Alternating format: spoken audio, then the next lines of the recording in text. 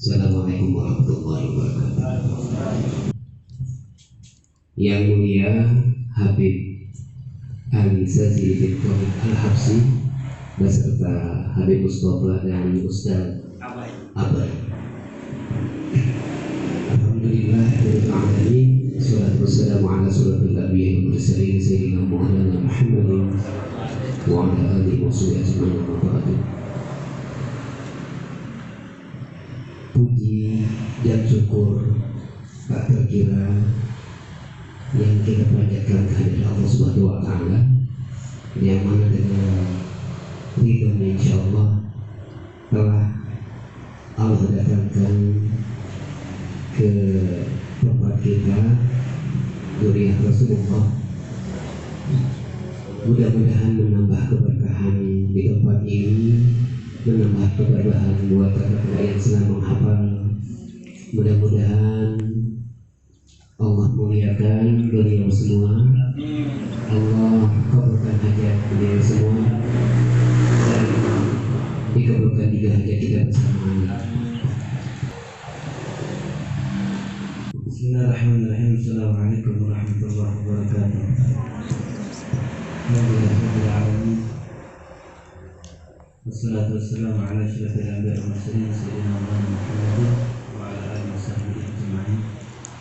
Rabbi shrah li sadri wa yassir li amri wahlul 'uqdatam min lisani yafqahu qawli. Amma ba'd. Sama-sama kita muliakan, kita hormati guru kita bersama Ustaz Nandang, Ustaz Salah, dan begitu juga yang saya hormati di sini hadir Ketua Al-Hasaniyah Tungkal, alumni dari satu pondok Darul Wadawah, Mustafa Baik, dan begitu juga Habib Mustafa bin Rahman bin Bab. Alhamdulillah pada sore hari ini tanpa disengaja, nggak ada niatan untuk acara sedemikian rupa, tapi hanya cuma sekedar niatnya silaturahmi. Kebetulan lama sudah nggak ketemu sama Ustaz Nandang, mungkin ada 3 atau 4 tahun nggak silaturahmi, nggak ketemu lagi semenjak beliau sudah selesai S2. Selesai S2 nggak pernah lagi turun ke Jambi. 2 tahun atau ya, untuk sudah selesai S2 ya, 2 tahun ya, dan 2 tahun. Alhamdulillah pada hari ini sempat lost contact juga. Alhamdulillah sambung lagi terjadi lagi. Mudah-mudahan dengan menyambung hubungan silaturahmi selalu diberkahi dari Tuhan Allah Subhanahu wa taala, dan dipanjangkan umur, sehat badan, dimudahkan segala urusan beliau, dan ditunaikan semua setiap hajat-hajat yang beliau inginkan serta cita-citakan. Dan mudah-mudahan semua menjadi amal jariah, amal yang bermanfaat yang dapat menyenangkan hati Nabi Muhammad SAW. Amin ya rabbal alamin.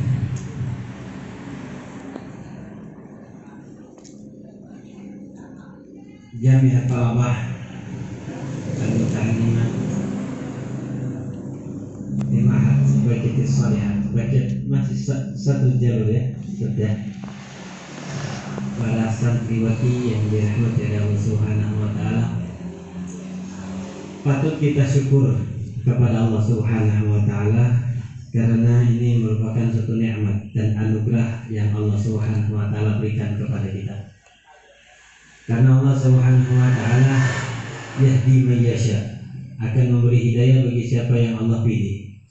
Nah, kita termasuk hamba Allah, makhluk Allah yang dipilih oleh Allah Subhanahu wa taala untuk mengambil dari wasilah atau mukjizat Nabi Muhammad sallallahu alaihi wasallam, yaitu Al-Qur'anul Karim yang sampai saat ini, sampai detik ini masih dapat kita baca, masih dapat kita lihat, masih dapat kita sentuh, masih dapat kita hafalkan gitu.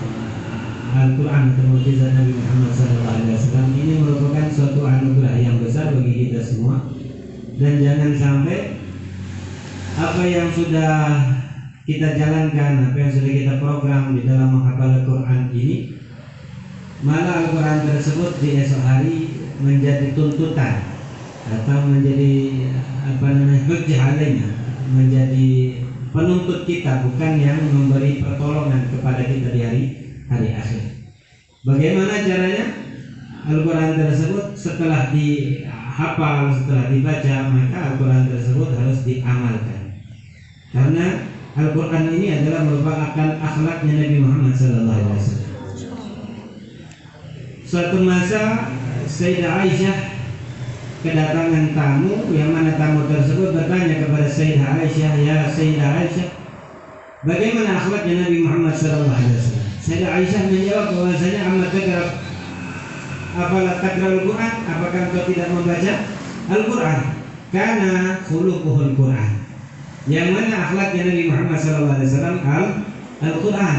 Maka dengan hal yang demikian merupakan keistimewaan yang Allah Subhanahu wa taala berikan kepada kita semua, adalah Allah berikan kita kesempatan untuk menghafal Al-Quran, yang mana Al-Quran tadi sebagaimana kita tahu adalah mukjizat Nabi Muhammad, dan Al-Quran pula merupakan suatu akhlak dan suri tauladan Nabi Muhammad sallallahu alaihi wasallam. Jadi kalau seandainya kita mau mengetahui secara utuh bagaimana akhlaknya Nabi Muhammad, ya kita hafal Quran, kita baca Al-Quran, kita tadabbur itu Al-Quran, kita simak benar-benar yang namanya Al-Quran dengan baik, maka kita akan dapatin bagaimana akhlaknya Nabi Muhammad SAW. Karena Nabi yang mengatakan adabani Rabbi fa ahsana ta'dibi, karena aku dididik oleh Allah Subhanahu wa taala dengan pendidikan sebenar-benarnya pendidikan. Nah, pendidikannya Nabi Muhammad SAW itu ya Al-Quran itu sendiri. Sebagaimana Allah firman-Nya, Muhammad ketika ada cerita di surat Abasa. Surat Abasa cerita Abdullah bin Umi Maktum ketika ingin masuk ke dalam agama Islam, di mana saat tatkala ini asbabun nuzul dari surat Abasa tersebut ini merupakan adabnya Allah Subhanahu wa taala tegur Nabi Muhammad, abasa wa tawalla an ja'al ahmad. Surat dalam surat Abasa, tatkala Abdullah bin Umi Maktum datang kepada Nabi ingin masuk ke dalam Islam. Tatkala itu Nabi Muhammad dalam keadaan tidak tahu bahwasanya yang datang ini adalah seorang yang buta yang ingin masuk ke dalam agama Islam, dan Nabi sedang berdakwah mengajak pembesar-pembesar kafir Quraisy di saat tatkala itu untuk masuk ke dalam agama Islam. Nah, tatkala itu juga Allah menegur Nabi Muhammad, untuk apa? Untuk jangan pernah memalingkan wajahmu kepada siapa? Mungkin ini Abdullah bin Maktum adalah orang yang rendah, mungkin ini adalah orang yang remeh, mungkin inilah orang yang tidak ingin engkau harapkan untuk masuk ke dalam agama Islam. Ini adabnya Allah Subhanahu wa taala menegur Nabi Muhammad seketika itu langsung untuk apa? Untuk pendidikan siapapun tidak boleh kita berwajah masam kepada siapapun, lebih-lebih sesama saudara kita, sesama teman kita, sama keluarganya kita harus berwajah berwajah yang senyum, wajah yang santun, wajah yang sopan, wajah yang selalu tersenyum, seakan-akan kita nggak punya beban, walaupun di dalam hati dan benaknya kita punya beban, kita punya problem. Maka dari hal yang demikian lagi-lagi adabnya Rasulullah, akhlaknya Rasulullah, sebagaimana Allah itu sendiri yang berfirman di dalam Al-Qur'annya, itulah akhlaknya Nabi Muhammad sallallahu alaihi wasallam. Maka dari hal yang demikian, Al-Qur'an merupakan suatu hal yang wajib selaku umat muslim yang mengatasnamakan beriman kepada Allah dan beriman kepada hari akhir. Maka wajib bagi seorang mukmin yang mengatasnamakan mukmin, dia mengerti namanya Al-Qur'an.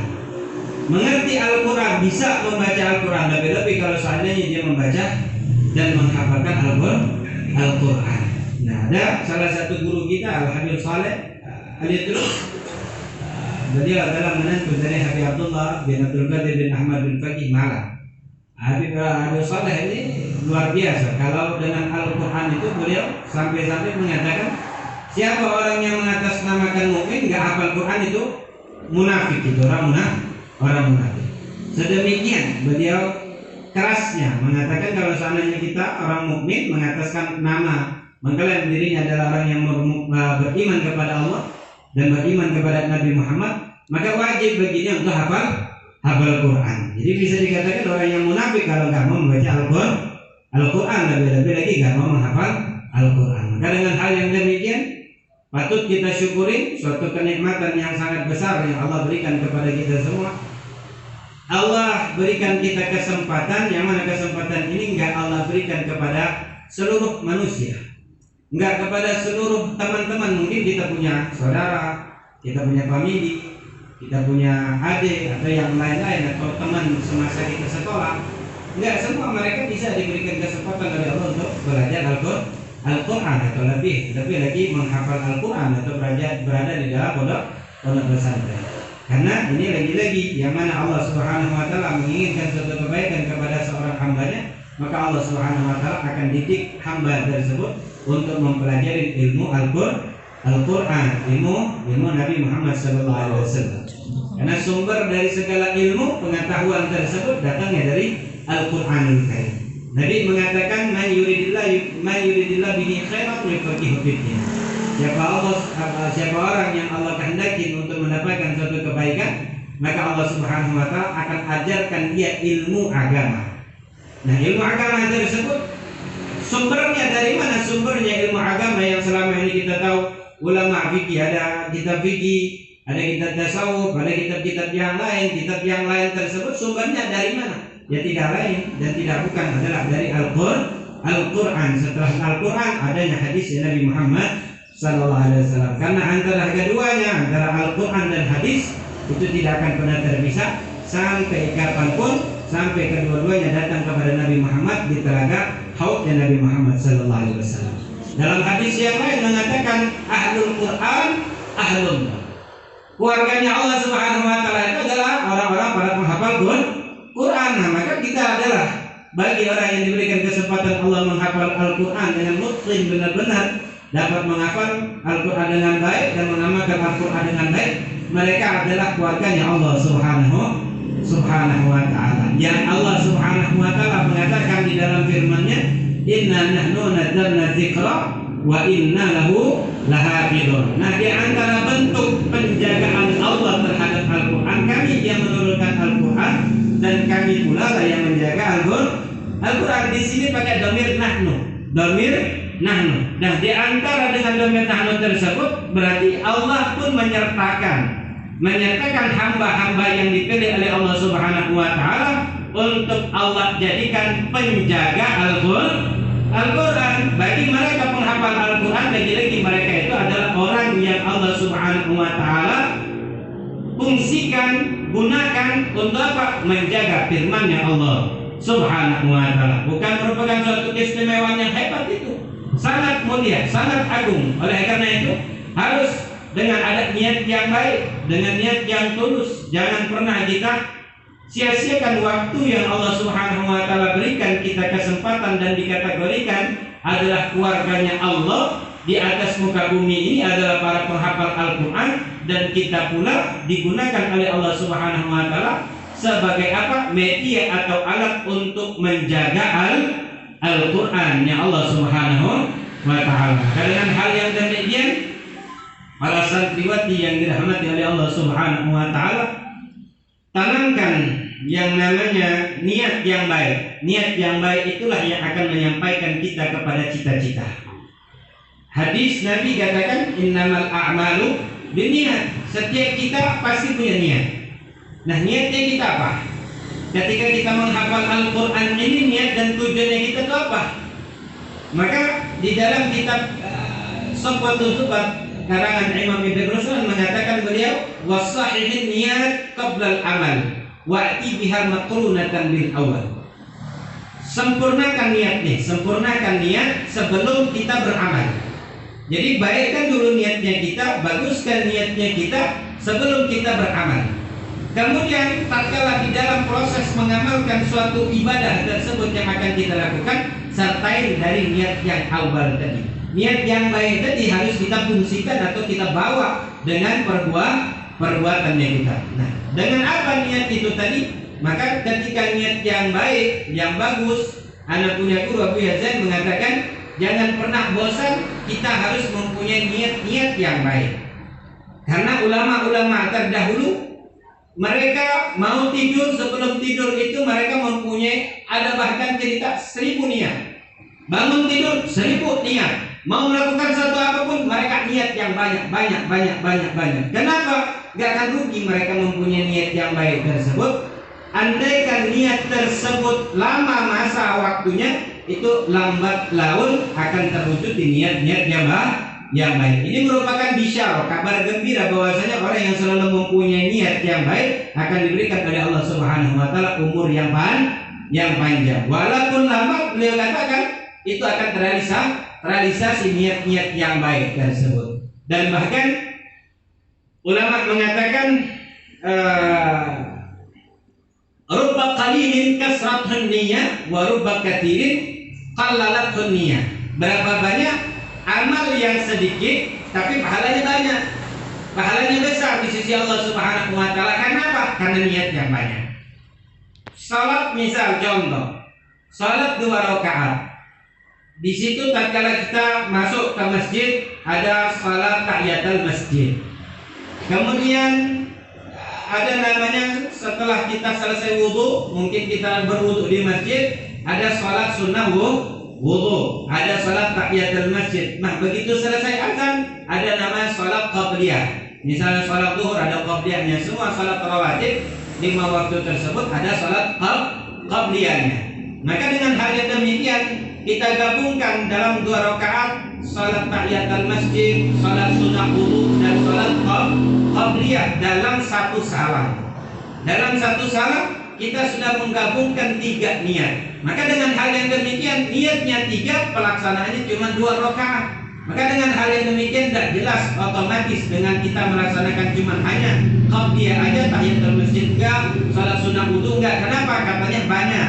Malas kalau seandainya dilakukan dengan 6 rakaat, 2 6 rakaat. Tapi ini ulama sudah meringankan kita, boleh kita gabungkan 2 rakaat 3 niat.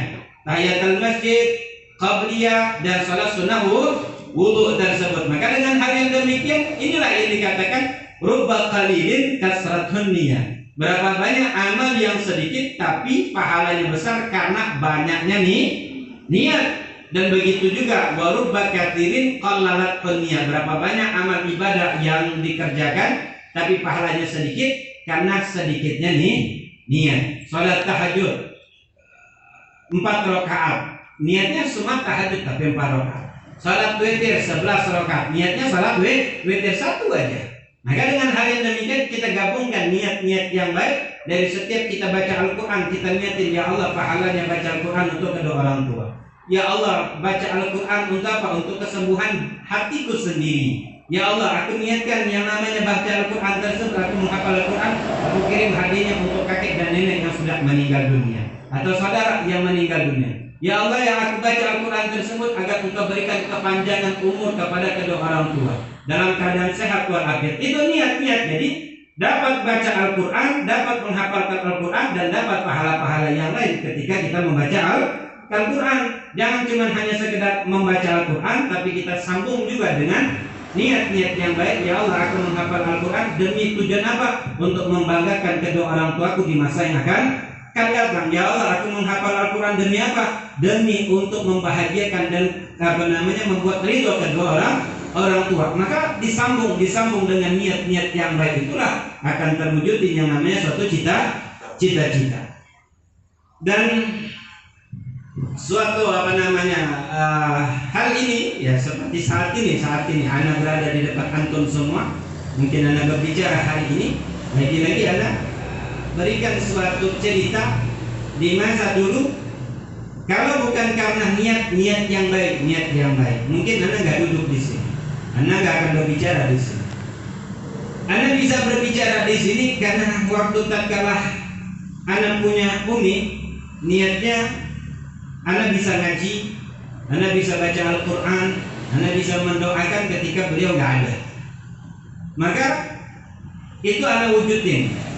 Berhenti dari sekolah aliyah, Ana kelas 2 aliyah, Ana berhenti. Karena waktu tatkala itu 2 aliyah, Ana kepengen menjadi polisi. Cita-citanya Ana mau jadi polisi. Tapi Ana batalkan niat itu karena untuk mewujudkan cita-cita Ana punya umi. Jadi uminya Ana bilang, Ali Ana nggak bangga ente punya titel, Ana nggak bangga ente punya pangkat, Ana bangga kalau ente bisa ngaji, bisa baca doa, dan Ana ketika meninggal ente yang bacain Ana doa, ente yang bacain Ana yasin. Nah ini niat mau jadi polisi Ana batalkan, Ana wujudin niat cita-cita uminya.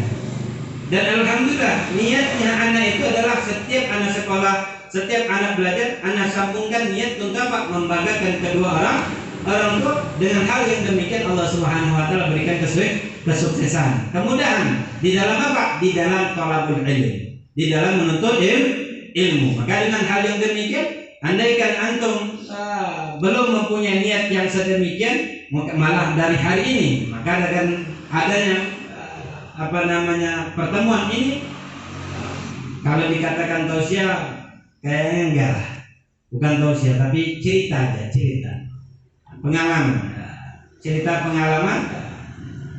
Al-Fakir bisa berduduk di sini hadapan antum semua. Nah ini namanya cerita pengalaman. Maka dari hal yang demikian,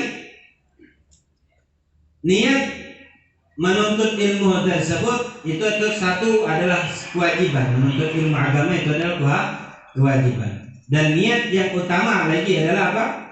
Niat untuk menyenangkan hati kedua orang tua. Karena lagi-lagi ridullah fi ridho walidain wa sukhtullah fi sukhtihim. Ridhonya Allah itu tergantung ridho kedua orang tua, dan murka Allah ada pada murka kedua orang tua. Nah, kita sambungkan niat yang baik ini. Aku belajar ilmu agama, mondok di pondok pesantren dan menghafal Al-Quran. Tujuan adalah berbakti kepada kedua orang tua. Tujuan adalah berbakti kepada kedua orang tua. Jangan niat yang lain. Jangan niat biar besok di masa yang akan datang diundang acara ke sana, suruh baca Al-Quran di sini, ikut MTQ dan yang lain bisa dikenal sama orang. Nggak usah. Nggak penting itu. Semua nggak ada manfaatnya. Ikut MTQ, ikut ini dipandang orang hebat mulia, enggak. Ulama mengatakan kalau engkau ingin mengetahui Allah itu ridho kepadamu atau tidak, itu sangat mudah, gampang banget. Bagaimana beliau mengatakan? Lihat bagaimana kedua orang tuamu. Kalau orang tuamu ridho kepadamu, maka disitulah kau ketahui di saat itu Allah sedang ridho kepadamu. Kalau seandainya engkau mendapatkan kedua orang tua, ini Habib Abdullah Al-Hadid berkata di dalam kitab Masail Diniyahnya, beliau katakan, mau mengetahui ridhonya Allah ada pada dirimu atau tidak, maka pandanglah kedua orang tuamu. Lihatlah bagaimana kedua orang tuamu. Andaikan orang tuamu ridho kepadamu, maka ketahuilah saat itu juga Allah Subhanahu wa taala sedang ridho kepadamu. Maka dengan hal yang demikian, kesempatan hidup di atas dunia, kehidupan kalian semua di masa yang akan datang. Mau akan jadi apa untuk di masa yang akan datang? Hari ini mulainya. Hari ini saatnya, startnya sekarang, finishnya di masa yang akan datang. Antum mau jadi apa di masa yang akan datang? Maka startnya saat ini, penentuannya saat ini. Nggak ada aku mau menjadi seseorang di masa yang akan datang, tapi tidak ada bidayahnya, permulaannya di saat ini nggak ada.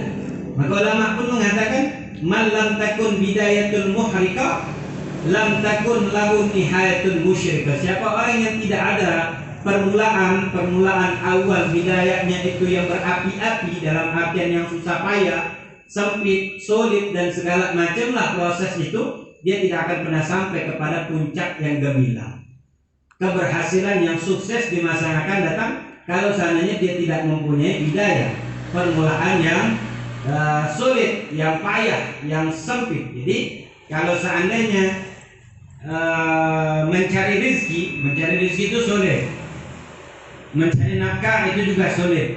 Sesulit-sulitnya dan sesusah-susahnya mencari nafkah lebih sulit dan lebih payah dan lebih tidak enak lagi ketika kita belajar ilmu agama. Kenapa? Karena rizki setiap manusia sudah ditanggung oleh Allah Subhanahu wa Ta'ala. Adapun ilmu tidak ada. Manusia laisa kullu mauludin yuladu 'alal ilm. Enggak ada manusia itu lahir begitu lahir langsung jadi orang berilmu. Enggak ada. Semua orang manusia diberikan kewajiban oleh Allah Subhanahu wa Ta'ala untuk menuntut ilmu, tapi tidak semua manusia diberikan kesempatan oleh Allah untuk menuntut ilmu. Maka dengan hal yang demikian, adapun mencari rezeki wajib dan Allah tanggung rezekinya. Namun lagi-lagi sesusah-susahnya mencari nafkah, sesusah-susahnya mencari rezeki masih sulit dan payah di dalam menuntut ilmu. Karena semua manusia diwajibkan oleh Allah untuk menuntut ilmu, dan tidak semua manusia diberikan kesempatan oleh Allah untuk dapat menuntut ilmu. Dan kita yang sudah diberikan kesempatan ini jangan pernah disia-siakan. Belajar dengan benar, belajar dengan ikhlas, karena dengan belajar dan benar dan ikhlas tersebutlah akan digapai semua cita-cita. Mudah-mudahan apa yang kita sampaikan pada kesempatan kali ini dapat bermanfaat dan berguna untuk kita di masa yang akan datang, dan menambahkan hikmah, alias semangat yang tinggi di dalam menuntut ilmu dan menghafal Al-Quran. Amin ya rabbal alamin. Wa ala ummikum. Assalamualaikum warahmatullahi wabarakatuh. Karena judul kita bercerita, saya juga ingin bercerita kepada kakak-kakak di sini. Saya bertemu beliau ini memang secara zahirnya tidak sengaja. Wasilahnya Habib Mustafa. Itu tahun 2015 kah, kurang lebih. Beliau nelfon saya. Beliau kakak tingkat saya. Beliau Fakultas Hukum di Unja. Saya Fakultas Ekonomi, adik kelas beliau. Beliau langsung tawadhu. Beliau mendengar saya, Ustaz Nandang. Nah, siapa nih Ustaz Nandang? Saya Topa. Topa mana? Saya bilang, ya Allah, rupanya Habib Mustafa. Ya Allah, Bib, saya bilang. Nah, beliau dengan rendah hatinya memanggil saya Ustaz Nandang. Padahal beliau tahu di mana saya degilnya itu Habib Mustafa. Ada Pak Habib, saya bilang, ini Anda mengenalkan kawan anak Habib Ali, katanya mau bertemu sama antum. Saya ditukar, beliau di Jambi. Saya bilang langsung, saya ringan, coba tolong Bib alamatnya. Insya Allah saya kesana. Nah, ingat Bib ya? Nah, di mana kamu itu? Di Selincah. Coba katanya antum saja ke Selincah, tunggu di lorong. Udah tungkal tuh. Bismillah, saya ke Jambi pakai motor sendirian. Saya nunggu di Selincah. Saya bilang, Bib, saya sudah di Selincah nih, di lorong yang antum bilang. Dijemputlah sama aminya, sama pamannya beliau, paman Habib Ali. Kenalkan saya pamannya Habib Ali. Wah, masya Allah, ya, saya ikut sama Habib juga. Ikut saya katanya, pakai motor sama-sama pakai motor. Masya Allah, rupanya beliau menarik saya dari jauh. Di sana saya di servis luar biasa di keluarga Habib itu. Saya diajak, dan saya pun 2 kali, yang sekali sampai menginap sama teman saya Habib. di majelis beliau di Jambi sana. Beliau baru pulang dari merantau menuntut ilmu, turun gunung. Doakan saya mau mulai saya bilang ini berkahnya saya bilang ini. Itu mungkin sih karena saya mau bahas cerita, saya bahas cerita juga. Kembali kepada yang beliau bahas sekarang, alhamdulillah saya yang sudah lemah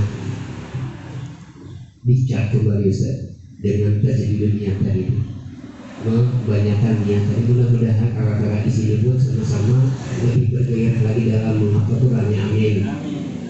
Dengan topik yang sangat kena dengan yang kita, yang kakak-kakak ini sedang perjuangkan, mudah-mudahan dengan niat yang membaik itu semua bisa di Allah mudahkan. Bukan menghafal itu mudah, tapi Allah yang memudahkan kita menghafal. Mungkin itu saja yang saya dapat sampaikan. Untuk lebih lengkapnya kami juga memohon Habib membacakan doa buat kami sama-sama. Masya Allah.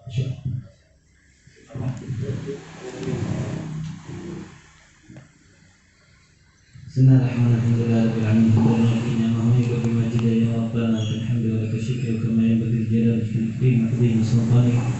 اللهم صل وسلم على سيدنا محمد وعلى سيدنا محمد نور الانوار وسر الاسرار ترياك ابيض تعباد الجسد سيدنا محمد المختار الأطهار أصحاب الأخيار عدد نعم الله وإبطاله. اللهم لك الحمد والشكر ولك المن وفضل، وأنت ربنا حقا ونحن عبيدك رقا، وأنت لم تزل لذلك أهلا. يا ميسر كل عسير، ويا جابر كل كثير، ويا صاحب كل كريم، ويا مغني كل فقير، ويا مقوي كل ضعيف، ويا معمل كل مخيف. يسر علينا كل عسير، يسر علينا كل عسير، يسر علينا كل عسير. فتيسر العسير عليك يسير. اللهم يا من لا يحتاج إلى البيان والتفسير، حاجاتنا إليك كثير، حاجاتنا إليك كثير، وأنت عليم بها وخبير.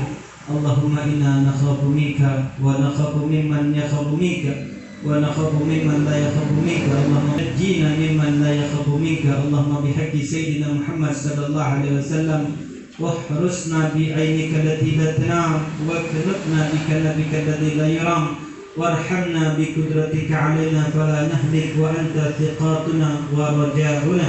اللهم إنا نعوذ بك من علم لا ينفع، وقلب لا يخشى، ونفس لا تشبع، وعمال لا يرفع، ودعاء لا يسمع. اللهم انفعنا بما علمتنا، وعلمنا ما ينفعنا، وزدنا علما، وارزقنا فهما برحمتك يا أرحم الراحمين. اللهم إنا نسألك فهم النبيين، وحفظ المرسلين، وإلهام الملائكة المقربين. اللهم أغننا بالعلم، وزينا بالحلم، وأكرمنا بالتقوى، وجملنا بالعافية يا رب العالمين. وصلى الله على سيدنا محمد وعلى آله وصحبه وبارك وسلم. سبحان ربك رب العزة عما يصفون، وسلام على المرسلين، والحمد لله رب العالمين. تقبل الله منكم.